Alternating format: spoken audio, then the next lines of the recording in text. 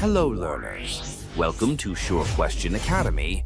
Please watch the videos, like and subscribe to the channel. Want to know a simple trick to find the voltage across just one resistor in a circuit? Let's solve this classic exam question. The question asks us to use Ohm's law to determine the potential difference, or voltage, specifically across the 3 ohm resistor. When the key in this circuit diagram is closed. Notice we have 3 resistors here. Let's break it down. In a series circuit, the current is the same everywhere. So, to find the voltage across just one resistor, we first need to find the total current. According to Ohm's law, total voltage V equals the total current I multiplied by the equivalent resistance R. Rearranging this formula to find the current I equals V divided by R.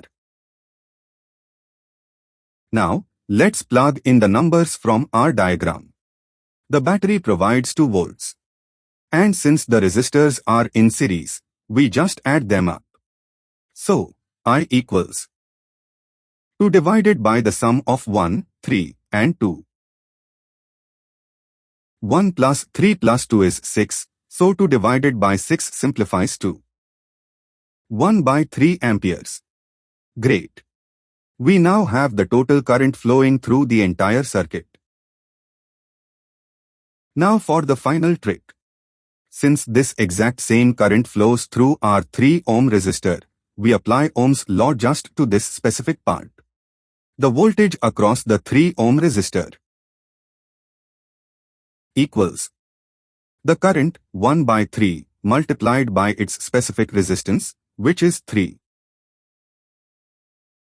The 3 in the numerator and denominator perfectly cancel each other out, leaving us with exactly 1 volt.